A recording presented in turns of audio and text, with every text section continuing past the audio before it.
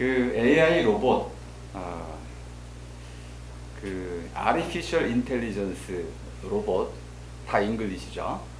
요거하고 이제 AGI, Artificial General Intelligence 로봇, 요것의 얼굴 문제라는 이 주제를 가지고 철학과 SF 소설이 무슨 관계가 있느냐, 제가 가장 많이 받았던 질문입니다. 그래서 아예 자수를 좀 하는 건데요. 저는 같다고 봅니다. 이 맛이라는 것은 저는 이제 마주라고 쓰는데 마주 보고 있는 거울과 같은 것이다. 철학은 제가 이제 슬기 말킴이라고 좀 젊을 때는 이렇게 규정을 정의를 했었습니다. 슬기라는 말은 초등학생들부터 다 알고 있는 말이죠. 그런데 뜻을 가르치는 초등학교 선생님도 모르시더라고요. 근데 교과서를 집필한 교수님도 잘 모르세요. 슬기라는 낱말의 뜻을. 이거 참 이런 말 가지고 쓰려니까 답답하기도 하고, 슬기는 한마디로 말씀을 드리면 싫을 정도로 연습에 연습을 거듭해 가지고 달인이 되는 경지, 몸소 무엇인가를 겪어봐야만 체득할 수 있는 그런 경지, 그러니까 보다 나은 삶을 살아갈 줄 아는 것, 이것이 슬기입니다. 삶의 중요 가운데 하나가 슬기인데, 보다 나은 삶, 그러니까 삶을 목적으로 갖고 있는 암, 이것이 슬기입니다. 말킴이라는 것은 이제 불교 용어인데요. 맑게 하라, 이런 뜻입니다. 그러면 이제 탁하다 또는 흐리다, 이런 여러 가지 부정적인 어둠, 이런 것들을 모두 깨친다는 뜻이고, 이렇게 이제 계속 써오다가 과연 이 철학이 슬기 말킴이냐, 그럼 종교와 큰 차별점이 없는 것 같아요. 그래서 좀 더 철학다운 뜻매김이 필요하다, 그래서 아예 철학을 이제는 뜻매김이라는 말로 바꿨습니다. 슬기 말킴도 바탕에 깔려 있지만은 좀 전문적으로는 뜻매김이다. 뜻에는 뭐 3가지 단계가 있어서 지금 설명드릴 수는 없지만은 낱말의 뜻도 있는 거고요. 삶의 맥락의 뜻도 있는 것이고, 역사와 같은 하이퍼 텍스트, 숨겨진 텍스트와 같은 그런 이제 뜻도 있어서 이 3가지를 모두 자리매김하는 것, 이것이 철학이 아니겠는가, 이렇게 새로운 정의를 좀 했고요. 그럼 이제 SF 소설은 뭐냐? 이미 우리가 잘 알고 있죠. 홍길동 전이라는 것이 바로 SF 소설 종류에 속하는 겁니다. 홍길동은 어떤 사람인가요? 등갑수를 하고 축지법을 하고 바람을 불고 구름을 타고 다니는 허무맹랑한 이야기를 쓰잖아요. 근데 정말 허무맹랑한가요? 잘 살펴보면 길동이가 추구하는 율곡도를 세웠을 때 그 꿈이라는 것은 탐관오리가 없고 백성들이 모두 더불어 잘 사는 이런 삶을 꿈꾸는 이상향을 꿈꿨던 것이죠. 근데 그런 세계는 현실에 없었어요.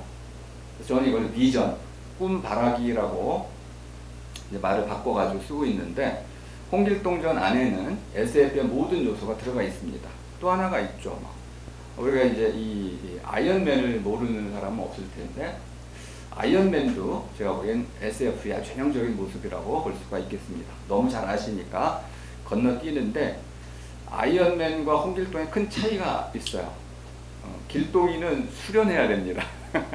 피나는 수련을 해야 되지만, 아이언맨은 수련의 방식이 자기 신체가 아니고 이런 슈트예요.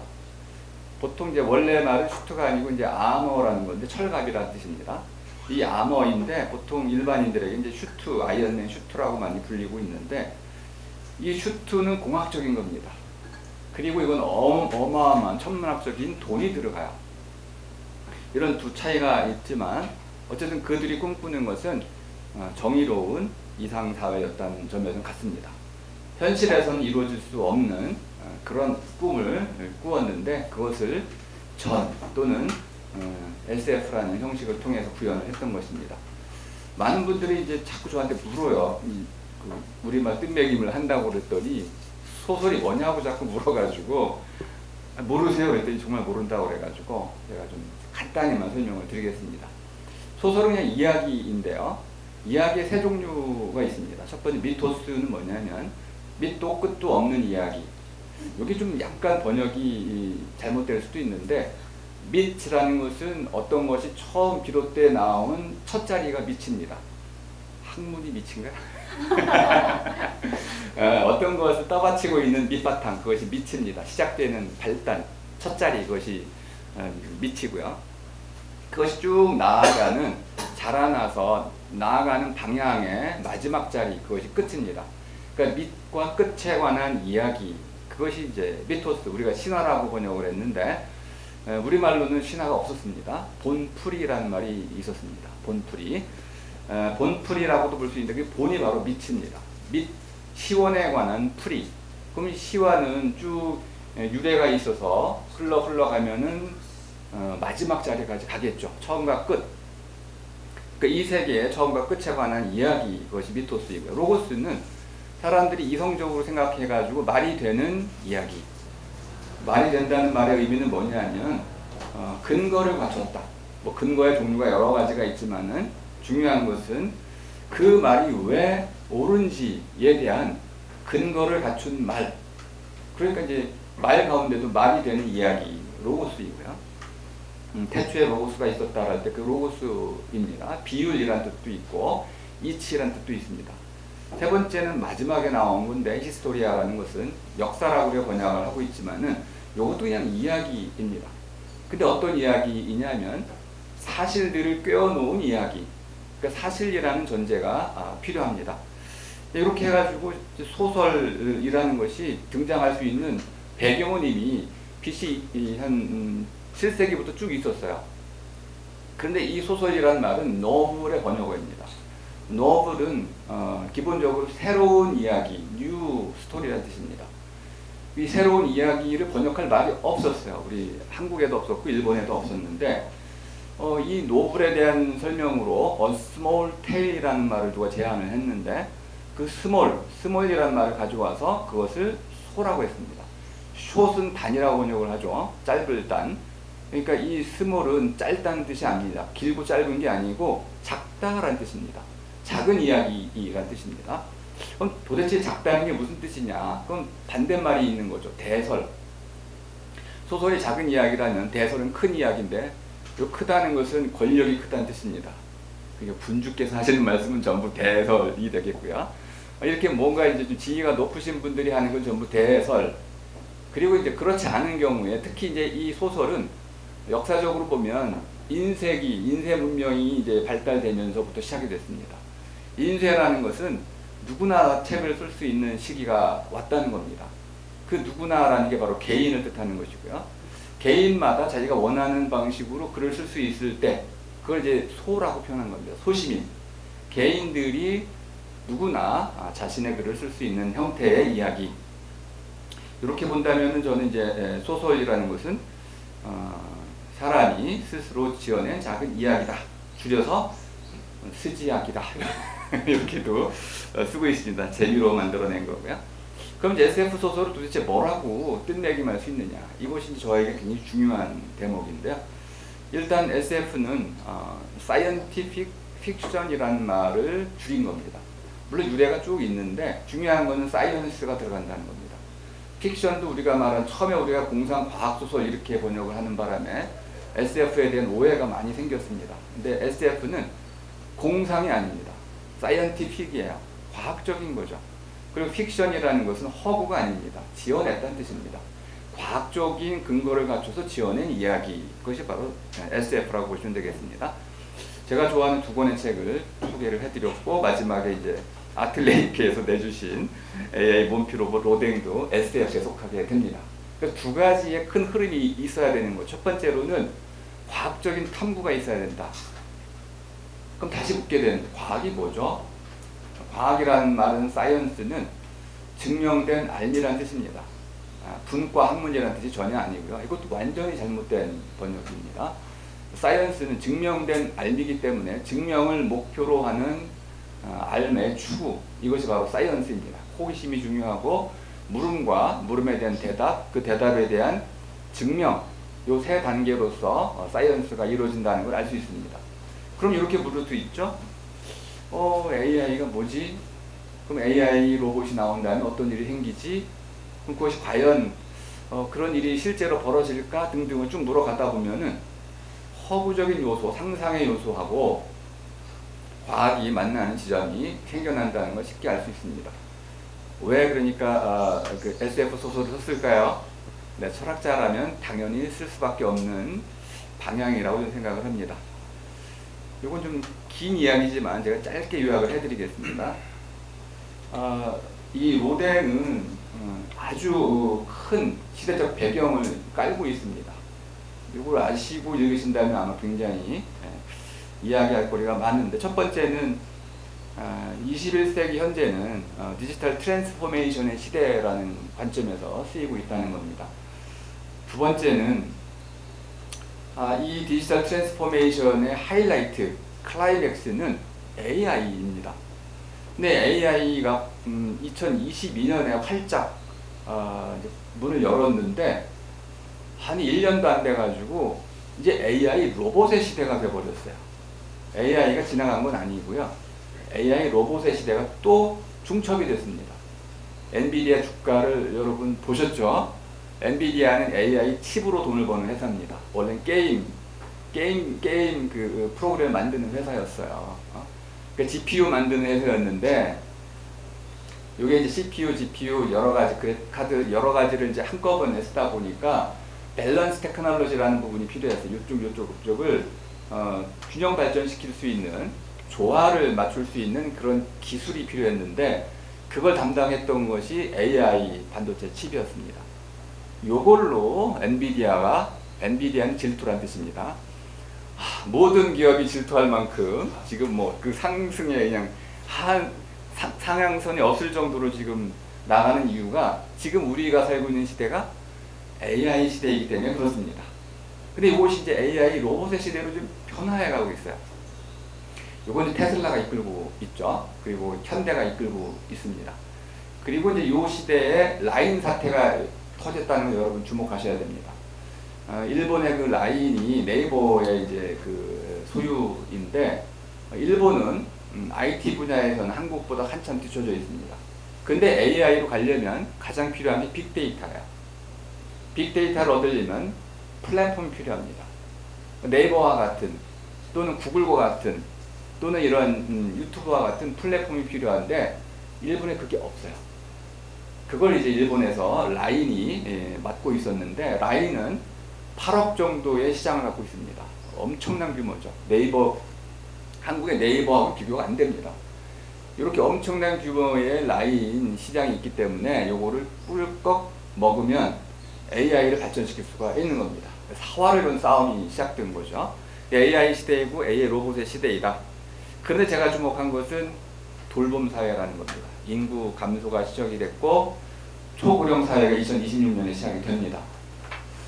65세 이상이 20% 이상을 넘으면 초고령 사회라고 하는데, 한국은 가장 빠르게, 그리고 아마 일본을 추월할 정도로 초고령 사회가 될 거라고 봅니다. 그리고 현재 한국은 다사 사회입니다. 출생자보다 사망자가 더 많은 사회입니다. 이 말의 의미를 쭉 아주 그 단순하게 이끌어 가보면 늙은이만 사는 나라가 될 거다. 그러면 이 늙는 것은 피할 길이 없으니까 이걸 불행이라고 할 수 없습니다. 근데 늙었는데 힘이 없는 건 불행이죠. 늙는 것도 서러운데 힘까지 없고 아이고 커피 한 잔도 마실 수가 없어? 그럼 불행하죠.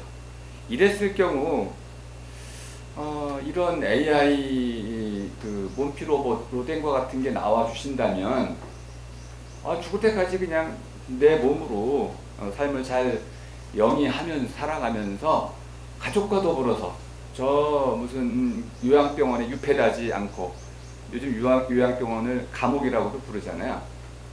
물론 지나친 표현이지만은 자기 삶을 박탈당한다는 거죠. 사회적인 삶을 박탈당하는 것이기 때문에 가족과 또 지인들과 더불어 함께 내 몸으로 살아갈 수 있다고 한다면은 그거야말로 축복된 삶이 아닐까요? 그래서 이 AI 모피 로봇 로댕은 이러한 기본적인 다양한 신체적인 그 어려움을 겪는 분들에게는 필수품이 될 수 있을 거라고 봅니다. 근데 이 AI 기술을 좀 활용해야 되고 로봇 기술을 활용해야 되는데 이게 굉장히 넘어야 할 기술적인 난점들이 있습니다. 가장 중요한 건 이제 뉴럴 링크죠. 사람의 뇌파를 읽을 수 있어야 되고요. 이 뇌파를 읽기 위해서 뇌수술을 통해 가지고 전극을 심는 것은 위험합니다. 예를 들어서 감염의 우려도 있고요. 또 이 무선 신호가 가장 고장이 나요. 그럼 또 재수술을 해야 되는 어려움도 있고요. 그리고 그렇게 한다 하더라도 이 뇌파의 이 정확도가 떨어집니다. 그러니까 쓸모가 별로 없어요. 그래서 요거를 전제로 했을 때 이제 문어 빨판 구조를 갖고 있는 그런 뇌파 탐지기가 마련될 수 있다면 여러 가지로 제가 검토를 해봤는데 가능성이 있어서 그렇게 된다면은 그 외부 이제 수술하지 않고도 비침식 방식으로도 뇌파를 정확히 읽어낼 수 있는 길이 열리고요. 또 하나 방식이 필요한데 신경을 해킹해야 하는 시냅스 SQL 커넥터와 같은 것이 필요합니다. 죄송합니다. 말이 좀 전문적이 됐는데 어쨌든 사람의 몸과 AI 로봇 로댕과 직접적으로 연결돼서 하나의 몸이 돼야 하는 이런 과정이 반드시 필요하다는 겁니다. 그리고 또 하나는 AI 로봇이 움직이기 위해서는 배터리로 전기를 쓰게 되는데 사람을 한 80kg짜리 사람을 자기 몸에 품고 움직일 정도가 되면요. 그것도 한 하루 8시간 이상 활동할 수 있으려면은 이 배터리의 소모가 너무 커가지고 실용성이 전혀 없을 수가 있습니다. 현재 기술로는 요걸 해결하는 게 제 소설의 가장 큰 난점이었어요. 그래서 이제 아까 이제 그 기술적인 걸 어떻게 처리했냐고 여쭤보셨는데 박철훈이라는 이 그 근육 섬유를 그 전공하시는 박사님이 계신데 이분께 좀 물어봤어요. 근데 이분은 근육 섬유를 이만큼 10cm 정도 개발을 하셔요. 지금은 좀 더 많이 개발하셨는데 근데 그것만 하시는 거야. 요걸 가지고 요 기술을 가지고 혹시 우리 몸 전체에다가 로댕의 몸 전체에다 혹시 이걸 붙인다면은 요걸 액추에이터 구동기 역할로 혹시 할 수 있지 않을까 하는 상상을 했고 그걸 한번 계속 추진해 봤더니 가능성이 있어 보였습니다. 일본에서는 많이 실패를 했는데 실패한다는 게 좋은 거죠. 뭔가 이제 가능성이 열린다는 뜻이니까 여기 보시면 그래서 맨 밑에 있는 이런 방식으로 근육 섬유를 통해 가지고 로댕의 옷에 대신 장착을 하면 전기를 거의 쓰지 않으면서도 로댕이 마음대로 우빈나 박사를 모시고 활동할 수 있다. 요거는 이제 우리 대표님께 제가 감사드리는 것인데요. 제가 요구를 좀 강하게 한 거죠. 이 표지를 좀 그려달라. 제가 정확히 모르지만 돈이 많이 들어갔을 거라고 생각합니다. 처음에는 제가 GPT에게 좀 달리 이런데 이제 그려보려고 했는데 못 그리더라고요. 아예 그리질 못해요. 뭐 그릴 수 없는 게 당연하죠. 빅데이터가 없으니까. 그래가지고 결국 사람이 그릴 수밖에 없었는데 저는 못 그리겠고 그래가지고 디자이너께 부탁을 드렸는데 이렇게 그려놓고 보니까 저도 이해가 잘 됐어요. 이게 몸피 로봇입니다. 사람이 그 안에 로봇 안에 들어가고 이게 닫혀요. 닫히면 이제 아이언맨처럼 그 모습을 갖추게 되고 아이언맨은 날아다니고 하는데 그 이유는 아크 원자로 때문에 그렇습니다. 이 앞에 이제 토니 스타크 원자로를 갖고 있잖아요. 이런 기술은 없어요 현재. 그 뻥이죠 이거는. 근데 이런 이제 전제 에너지원을 갖고 있으니까 그게 가능한데 로댕은 그런 에너지원이 있을 수가 없습니다. 그러니까 시속 40km 이상으로는 갈 수도 없는 것이고요. 뭐 등등 여러 가지 제한점이 있지만은 적어도 우빈나 박스를 돌볼 수 있는 가능성은 생겼다.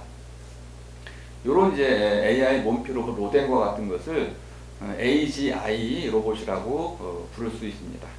근데 AGI는 여러분 많이 못 들어보신 걸 거예요. 그래서 이것이 좀 설명이 필요한가 아닌가 고민을 해봤는데 간단히만 설명을 좀 드려보겠습니다. 여기 이제 진짜 개가 있고 로봇 개가 있습니다. 근데 이 진짜 개는 주인과 소통을 잘 하고 또 뭐 귀염도 받고 밥도 먹어야 되고 잠도 자야 됩니다.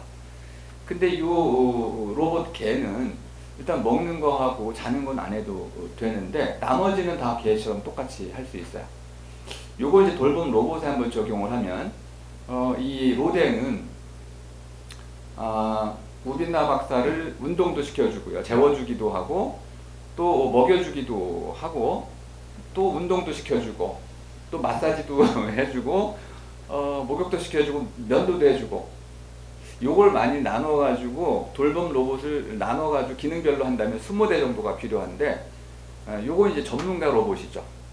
스페시픽 전문가 로봇인데 이 전문가들을 합쳐가지고 하나로 만들어 놓은 로봇 그것이 이제 AGI입니다.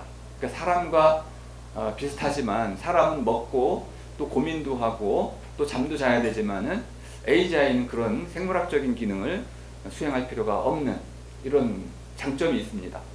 아티피셜이라는 것은 사람이 만든다, 만들었다. 근데 아트가 들어가 있으니까 뛰어나고 빼어나게 만든 것 이것이 아티피셜입니다. 그냥 단순히 만든 게 아니고 뛰어나고 빼어나게 만들어진 것 이것이 아티피셜입니다. 제너럴이란 말을 가장 오해가 많이 된 낱말 중에 하나인데요. 요거는 제네시스라는 말을 이해하시면 됩니다. 창세기라고 번역했는데 이것도 좀 번역이 좀 안 좋고요. 또 자동차에도 제네시스가 있습니다. 제네시스는 또 무슨 그 터미네이트 이름으로도 있는데요. 제네시스는 낳는다라는 뜻입니다. 어머니를 이해하시면 되겠습니다. 낳는다, 유래가 된다. 그러면 이 낳는다는 말은 그 어머니에게서 나온 모든 형제 자매들은 비슷하겠죠. 닮아 있습니다. 이것이 제너럴이라는 뜻입니다. 제너럴은 형용사이기 때문에 어머니가 같은, 유래가 같은, 계통이 같은 이것이 바로 제너럴이라고 이해하시면 되겠습니다. 어려운 거 하나도 없는데 제너럴은 그러니까 씨란 뜻으로 이해하셔도 좋습니다. 씨앗. 그것으로부터 계속 이어져 나가는 유래가 되는 것 이것이 바로 제너럴이다. 그러면 이제 하나의 로봇이 이것도 하고 저것도 하고 모든 일을 다 하나일 수 있는 두루두루 할 수 있는 게 바로 제너럴의 의미가 되겠습니다. 인텔리전스야말로 우리가 지능이라고 번역하면서 야 이거 맞는 거야 하고 번역을 하는 바람에 더 이상 사람들이 생각을 안 하게 돼버린 낱말입니다. 인텔리전스는 스파이 색출하는 기관을 얘기하는 겁니다. CIA죠. 그 CIA의 핵심이 뭐냐면 이 스파이들을 색출해내는 거죠. 그러니까 인텔리전스 핵심은 가려내는 겁니다.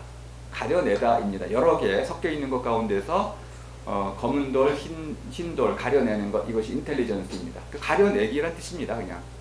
그러면 이제 그 컴퓨터 가장 잘하는 게 뭐겠습니까? 이게 그 불이 들어왔느냐, 꺼졌느냐, 전자가 있느냐, 없느냐 가려내는 거 빛의 속도로 하기 때문에 이걸 가장 잘하는 겁니다. 자 이렇게 이제 제 소설에 나오는 AGI 로봇들을 쭉 한번 소개를 해드렸는데 다양한 로봇들이 나오고 있습니다. 그리고 얼굴 달린 로봇도 있습니다. 우디하고 이제 뿌다가 있는데 아우디에서 R을 빼가지고 우디를 했고 예쁘다에서 얘를 빼가지고 뿌다가 됐는데 얼굴 달린 로봇도 요거는 사실 우리 아틀레이 그 대표님께서 그거 이상해요. 왜 얼굴을 달지 말라고 그렇게 앞에 강조하셔놓고 얼굴 달린 로봇 얘기를 왜 안 넣어주셨어요? 그래가지고 제가 얼른 넣어드렸는데 사실 원래 들어있었는데 얼굴을 달지 말라고 외치는 바람에 그걸 뺐다가 다시 넣었던 그 부분이 되겠습니다. 맨 오른쪽 밑에 있는 그 일론 머스크가 로봇하고 키스하는 거는 가짜입니다. 조작된 것이고요. 뭐 이런 방식으로 나중에는 섹스 로봇도 이미 지금 출판돼 가지고 한 2천만 원에서 5천만 원이면 살 수가 있습니다. 이렇게 이제 제가 시간 계산을 좀 했는데 5분 남았다는 뜻입니다. 이렇게 이제 제 소설에 나오는 다양한 가장 인기 있는 로봇이 요거입니다. 꼬몽령. 이제 꼬몽령은 제가 사실은 그 로봇도 실제로 본 적이 있는데 반려 로봇인데 엄청 이쁘더라고요. 귀엽고 그래서 그것도 한번 넣어봤고요. 저는 이 이제 그 AGI 로봇을 G봇 또는 이제 두루봇이라고 이름을 붙였습니다. 두루두루 이것저것 하는 것이다. 그런데 이런 두루봇이 나온다면 좋기만 할까요? 라고 물어볼 수 있습니다. 지금부터는 약간은 부정적인 내용이겠죠. 두루봇이 나오면 제 소설에서는 비트코인을 해킹하는 장면이 나옵니다. 놀라운 거죠. 실제로 비트코인은 현재 해킹할 수가 없습니다. 비트코인을 해킹하려면은 양자 컴퓨터가 필요합니다. 근데 양자 컴퓨터를 가진 그것도 1만 큐비트의 양자 컴퓨터가 있을 때만 비트코인을 해킹할 수 있습니다. 비트코인 해킹의 방식은 비밀번호를 모르기 때문에 무작위로 다 넣는 거거든요. 무작위로. 근데 비트코인이야말로 무작위로 할 때 무한대로 있기 때문에 양자 컴퓨터가 아니면 알 수가 없고요. 양자 컴퓨터도 실제로 아는 건 아니에요. 계속 돌아가다가 어떤 확률이 높은 게 뛰어나왔을 때 그거를 한번 테스트 해가지고 성공하면은 열린 거고 실패하면은 열리지 않기도 하고 그렇습니다. 어쨌든 로뎀이 비트코인을 해킹해가지고 60억을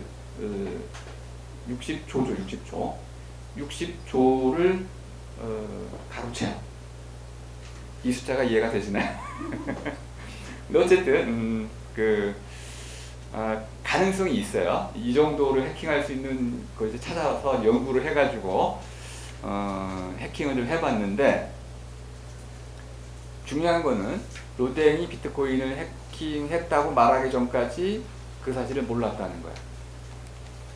무슨 말인지 금방 아시겠죠? 얼마나 위험하겠습니까?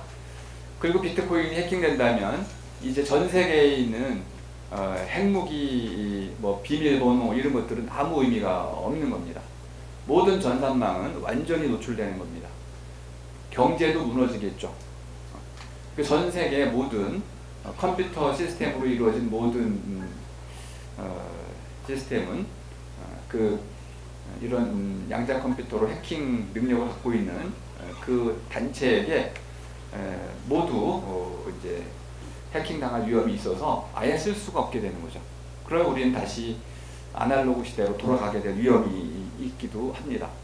또 하나는 한나의 경우인데 제 소설에는 몬티 로봇이 이제 저는 결하고 씁니다. 그와 그녀를 합쳐가지고 결하고 이름을 제가 만들었는데 인칭 대명사를 부르긴 불러야 되잖아요. 근데 사람처럼 그녀라고 부르기가 싫으니까 성이 없다 이거는 로봇에게 성이 없어서 그와 그녀를 합쳐서 결하고 부르겠다 해가지고 결하고 썼습니다.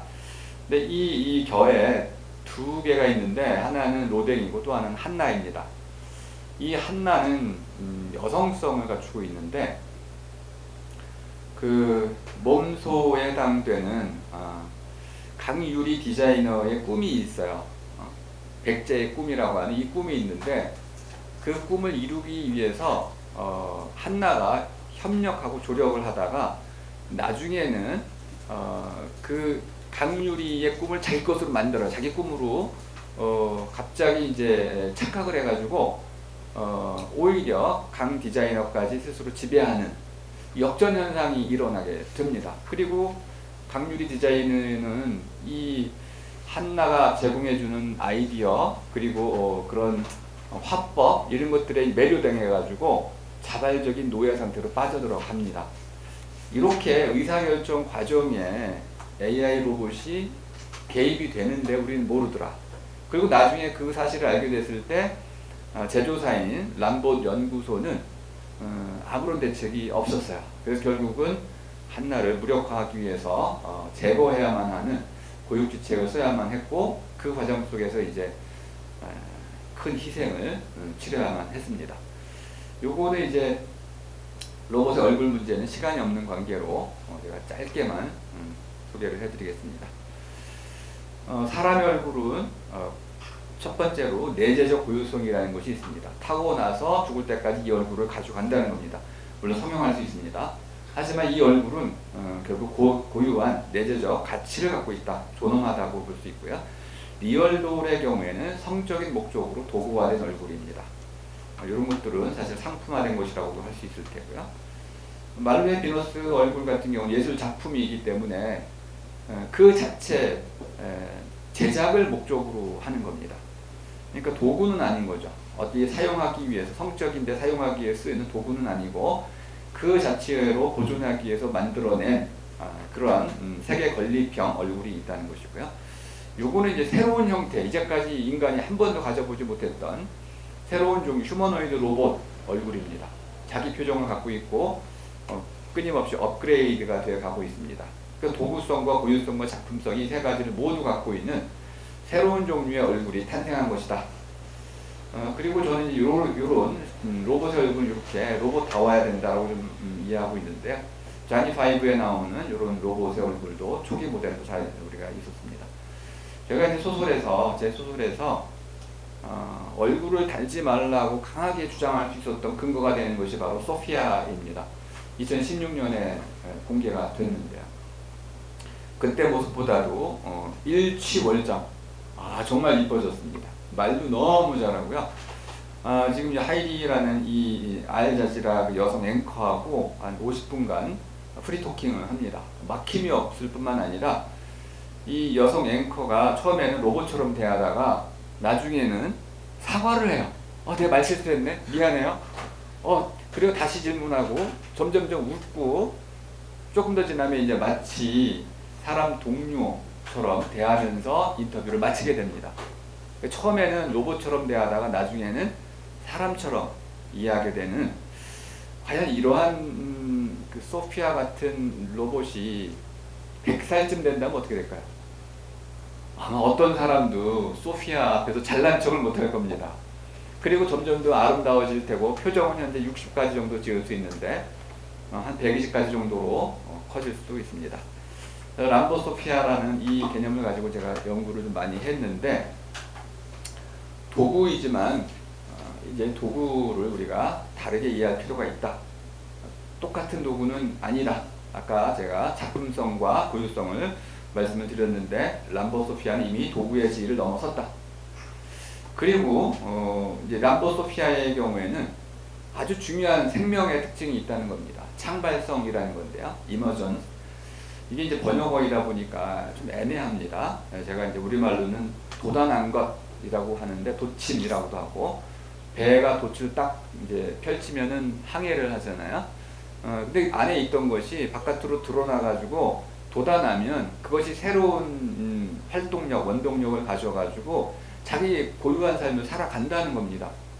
이렇게 소피아가 내부적으로는 기계로 된 부품들 덩어리이지만 이것이 딱 맞춰지는 순간 새로운 인격체로 거듭나게 되는 겁니다. 그래서 전 이것을 기계 생명체라고 부를 수 있겠다. 이 연구를 지금 제가 하고 있고요. 이제 사람의 얼굴의 특징들은 이건 눈으로만 보셔도 금방 아실 수 있으니까, 사람의 얼굴은 뭐냐? 저는 사람의 얼굴은 이제 물고기로부터 왔다. 진화론에 대해 조금 아시는 분들은 이렇게 다 이해를 하실 겁니다. 물고기로부터 오다 보니까 뾰족해졌던 들어가고 눈이 생기고 수상 나무에 살면서 이제 전방주시가 되고 이런 얼굴로 모아지는 과정이 있었죠. 얼굴로 모아지는 과정에서 결국 사람이라는 새로운 종이 탄생된 것이다 라는 책도 있습니다. 그러니까 사람이 진화하다가 얼굴을 갖게 됐느냐, 아니면은 이렇게 물고기가 이렇게 저렇게 진화하다가 사람의 얼굴처럼 갖춰지니까 사람 사피엔스라는 종으로 생겨난 거냐라는 새로운 문제 제기를 한 진화생물학자도 있습니다. 저는 얼굴은 이 둘이 합쳐져서 결국 사람을 이룬다고 보는데, 가장 중요한 거는 사람은 사회적 동물로서 얼굴을 통해서 상대방과 교감하고, 제 말로 서로하기, 이것을 하기 위한 능력을 타고났다고 생각합니다. 근데 이것이 종적인 능력이기 때문에 이것을 로봇에게 심어주면 갑자기 로봇은 이 사람의 종적 능력을 그대로 표절해서 능력을 갖게 됩니다. 자, 그런데 이러한 얼굴이 과연 얼마나 위험할까요? 전 이것이 제 소설에서는 잘 드러나진 않았는데 이건 제가 아직 답을 못할 수 있는 상황이기 때문에 그렇습니다. 연구가 아직 다 안 됐고요.